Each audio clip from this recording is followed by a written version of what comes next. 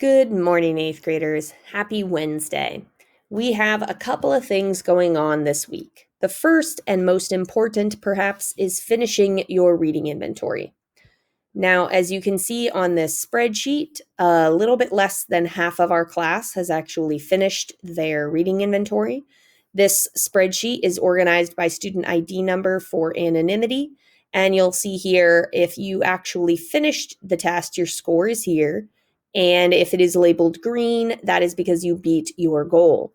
I am emailing a few people in regards to their scores. If you did not reach your goal, or you dropped lower than your previous scores, then I am recommending that you ask me to reset your test. You may retake it if perhaps you weren't focused the first time. I see 2 people actually took less than 15 minutes on the test. And you definitely can reset it if you feel like, oof, maybe that just wasn't your day, or you're a better test taker in the evening or better test taker in the morning. So let me know. If you finish it today, you can either add a private comment in the actual assignment or email me your score. You do not have access to edit this spreadsheet. That was on purpose, so don't worry about that. What we're doing for the rest of this week and next week is we are basically going to put together the final project for our 20% project. Now, this is our project about the topic of your choice, and I've seen some really great topics and development on those, such as immigration, women's rights, discrimination. I really enjoyed seeing some commentary about girls' confidence and the ways that dress codes can impact specific groups of students more than others. So, what you're going to do is actually go back and forth between these slides and your 20% project work, which is here in Google Classroom, or if it's easier for you, you can find it directly through your Google Drive. So we're going to push out this slide template for you. You'll notice it says template. And that is because I want you to have very specific directions, but I also want you to delete all these directions when you are done. I don't need the directions back, and they're not there as note-taking. They're just there to remind you of the ingredients that go in a presentation. So that's what we're really practicing with this is how do you take a bunch of information that you've gathered and put it together in a way that informs and educates others clearly, and also motivates them to do something in response to the information you are giving. You are going to present this digitally via a recording. Very simple, okay? So these slides are going to give you basically all the ingredients you need, but I want you to make them your own. That means change the background, change the theme, change the font, change the layout, etc.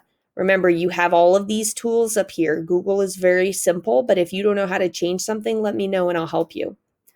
You can add more slides if you want, especially if you like spacing things out to be very simple.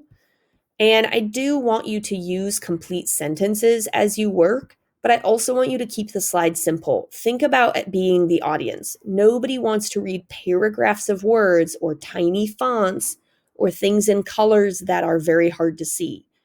And as you read this, I don't want you to just, I'd like you to try at least, not to just read your slides, but to also give me commentary. So here we go. Our first slide that you need is an introduction slide. This is the part that is very much based on your 20% proposal letter. Remember that if you open this up, you can see the letter that you put together, and this information is within it. This is what is your issue? Why is it a problem that needs to be addressed? Now, you should have a better answer now than you did with that letter because now you've learned more. Now, so this could be a sentence, it could be a few sentences, it could be multiple bullet points that explain why this is a problem. And if you feel comfortable, it would be wonderful to include your personal connection. You don't have to, though. Very generally, what are you hoping others will do as a result of this presentation? That means what kind of change are you hoping to see? But that should be, remember, we're not just saying something vague like, I want racism to end. maybe think a smidge more specific than that about what are people who watch your thing actually going to do. Make sure you answer both of those with complete sentences. But again, remember, don't give us paragraphs. Add an image that supports your topic and delete the directions when you're done. Then we're going into support from our research. Now, you're going to use most of the sources you found. So, from your first article, I want you to pick the important facts or maybe a really good quote that you liked and include the title and the author of the article. Now, if you feel like, ooh, I didn't do a great job with those notes, that's why you have the link to the article. You can always go back to your sources and find new information or tweak your information. Write with complete detailed sentences and remember to put quotes around anything that is a direct piece of evidence. Now, you may also remember that anytime we use evidence, and as you did in your notes, you always comment on it. But maybe you don't feel like writing commentary on your slide because it feels like it would be like a body paragraph. If that's the case, then I want you to notice these speaker notes at the bottom. You can use these as you work, and they are things that don't show up on your slide but are extra information. So you definitely can use those notes to add your commentary if you want to write it down, but you don't want to actually put it on your slide. The next thing we're going to use is our graphic. Make sure you actually copy and paste the graphic into the slide, make it big, and then put your commentary and analysis somewhere around it. Okay.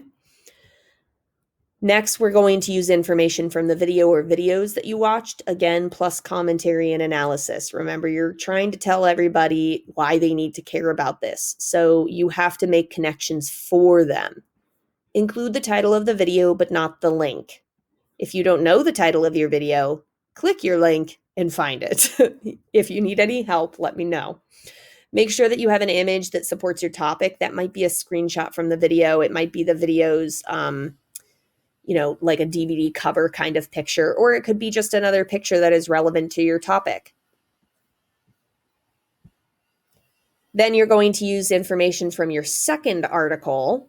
And again, you want to use facts, figures, quotes that are really interesting, and make sure that you comment on and analyze it during your presentation.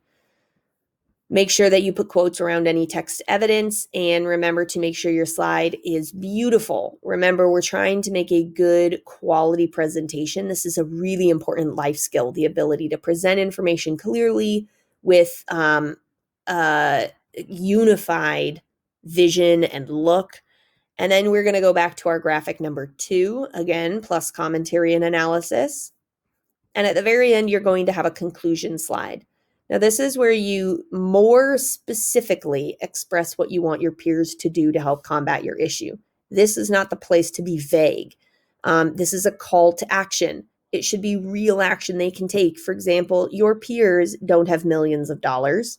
So what else can they do in the immediate sense to actually try to make change? Remember that we looked at a bunch of different other teens when we did this article research practice here, where we saw some things that they were doing that you could use as examples. Remember, you have all your research, all your work here in Google Classroom or in your Drive.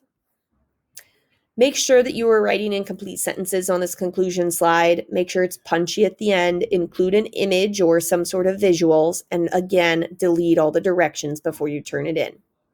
Now, you are going to have pretty much all until the end of next week to work on this presentation. So don't stress if you're still working on the reading inventory. I just want to give it to you so that you can start working on it in your own time. And if you need extra time to build more research, this is the time.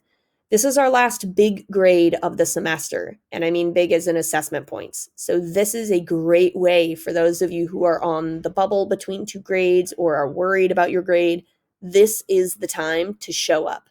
This is the time to finish the year strong and boost your grade. Okay, I am going to be giving extra credit for people who do a great job on this.